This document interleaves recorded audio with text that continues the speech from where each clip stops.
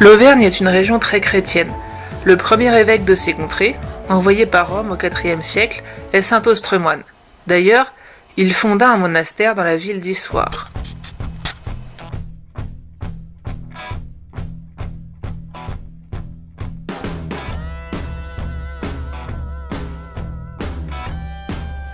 Au IIIe siècle, l'Auvergne est menacée par les Germains, ancêtres des Allemands. Des villes comme Arverne, actuelle Clermont-Ferrand, sont particulièrement touchées par les raids ennemis.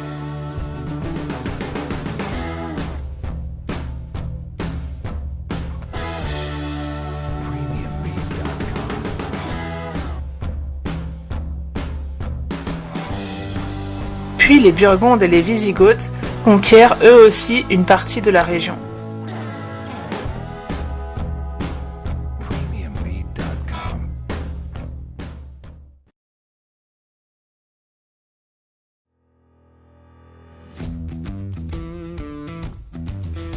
En 475, les Romains cèdent l'Auvergne au seigneur Euric, roi des Wisigoths.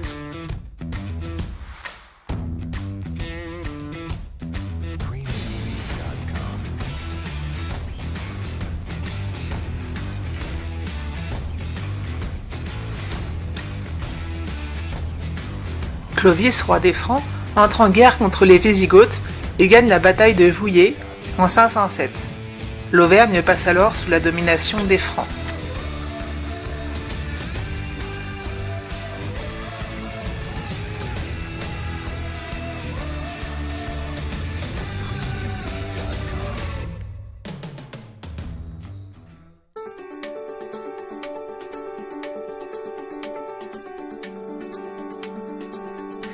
L'Auvergne fait alors partie d'une des régions nordiques gauloises, l'Austrasie.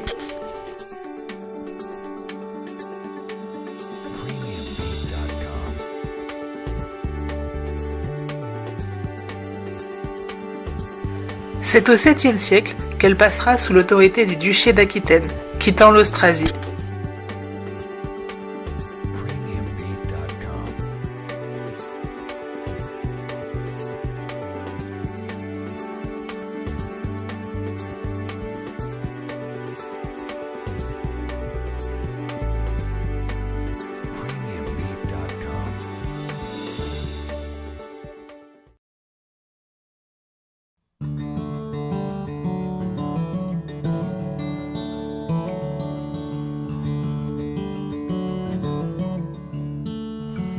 Les Sarrasins, eux aussi, s'introduirent dans ces provinces.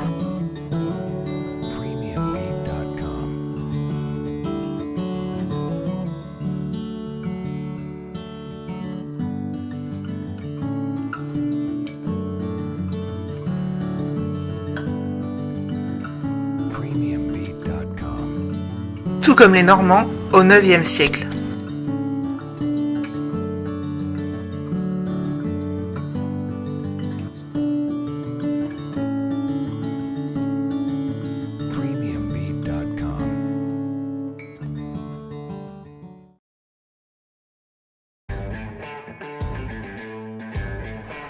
Au Moyen Âge, les abbayes fleurissent et un élan artistique naît.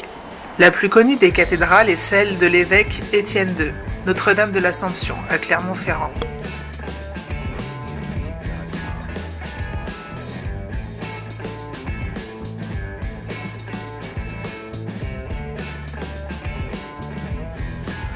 C'est l'époque des constructions d'églises romanes.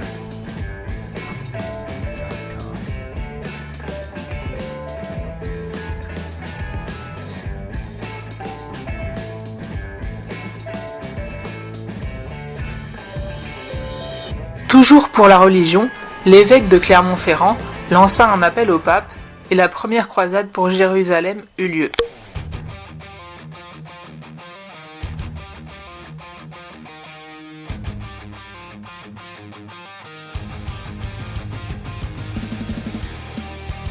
Au XIIe siècle, suite à une querelle familiale entre les comtes, politiquement parlant, les terres auvergnates sont partagées.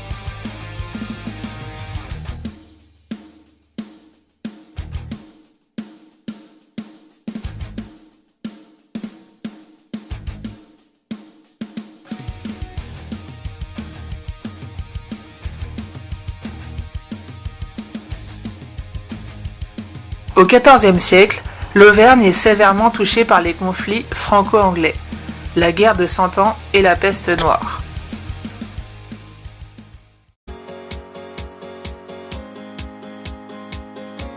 À partir de 1633, par souci de restaurer l'autorité royale, les dirigeants détruisirent paradoxalement un grand nombre de châteaux.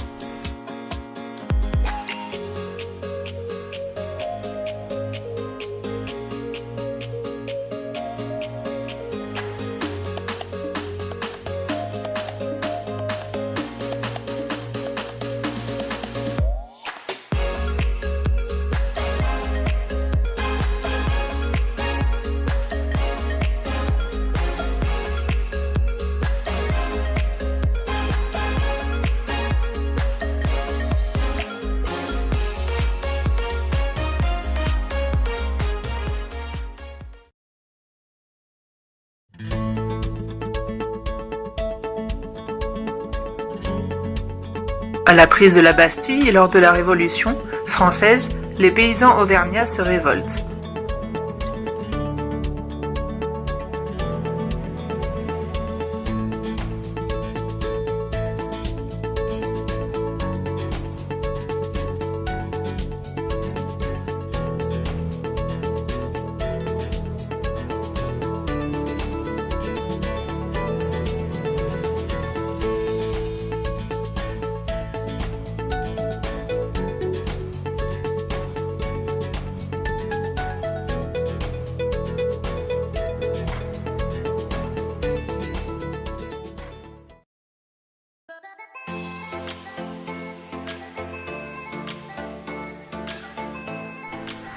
En 1790, l'Auvergne est découpée en départements.